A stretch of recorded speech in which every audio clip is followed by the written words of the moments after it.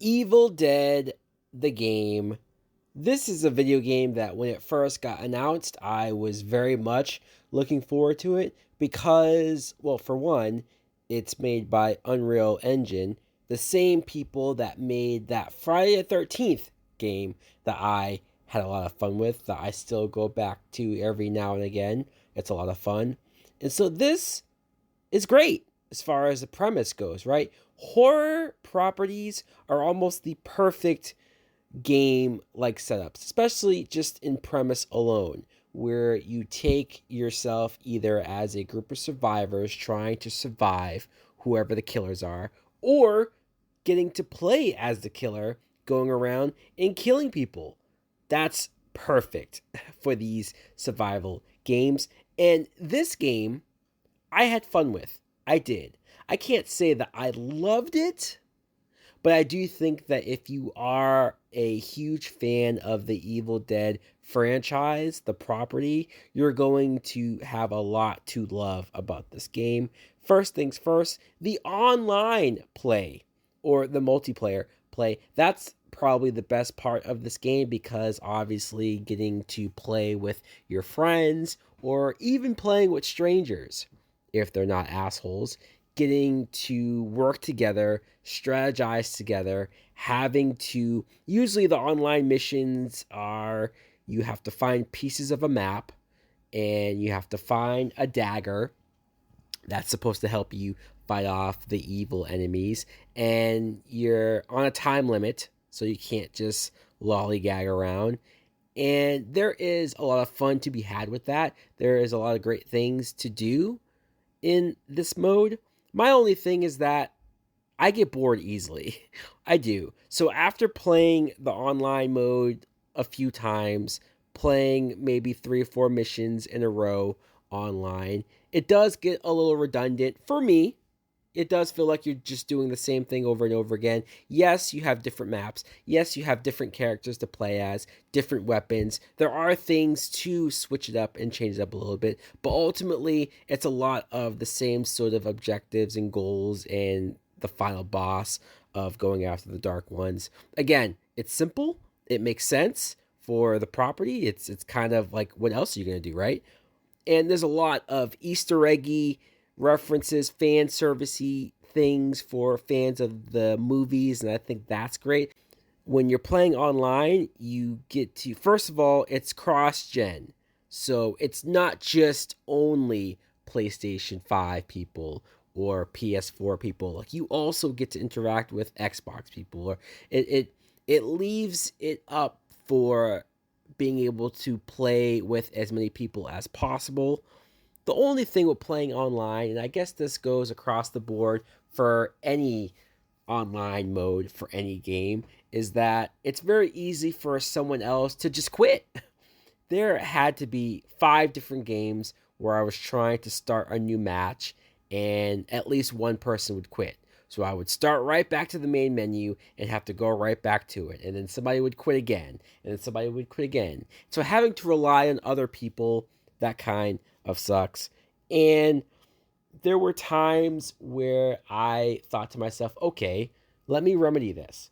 The game at least gives you options on how to play online. And that's a great upgrade. As far as you can either have every real person playing every different part of the survival mode. So not just the survivors, but you can also have a real life person playing as the deadite or the demon or whoever is trying to kill you.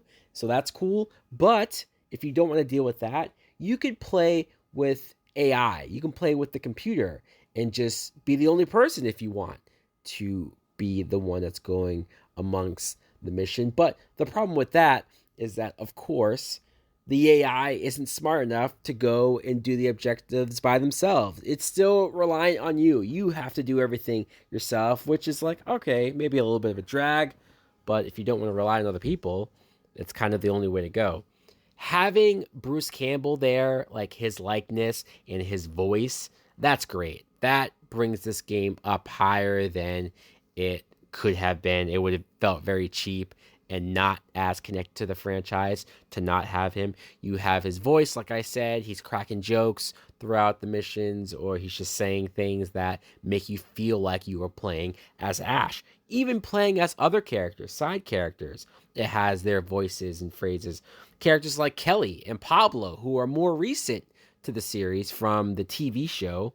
That's cool. You have Cheryl, Ash's sister, or his girlfriend, or characters from Evil Dead 2 and Army of Darkness, like side characters that they give you the option to play as or unlock. And so that's a lot of fun. That was refreshing. The various different Deadites were also cool. There's different types of Deadites that can attack you. And at first, I was overwhelmed with how many Deadites there were, but then very quickly I got used to it. They became a lot fun to kill given the various weapons that you can choose from, like a chainsaw or just shotguns or whatnot. You can get possessed. There was plenty of jump scares that I personally got from playing the game. Things would pop up on screen, creatures, images, you getting possessed. And for somebody like me who doesn't get jump scares from movies anymore, this game gave me plenty of jump scares. Some of the negative aspects, though, is that because there's a timer, there was a lot of times where I just didn't know how to find the map or didn't know how to find things, and I almost lost everyone. There was a couple that I won, but man, it was tough. And you don't get to choose the map, the area that you run around in and do what you gotta do. You don't get to choose it. It's random. And at least it did not feel redundant. It did not feel like I was just having to play in the same types of maps each and every time. It did feel like they changed it up fairly, but I should still have the option, right? I should still be able to choose where I want to do these missions. Also, if I don't want to just play online, because like I said, I get bored, you can play missions, solo missions, so that you can unlock other characters, unlock other outfits, unlock tapes. And that's a cool idea, of course. I love story mode, campaign modes. That's some of my favorite parts of video games. But the problem is that you can't pick the difficulty.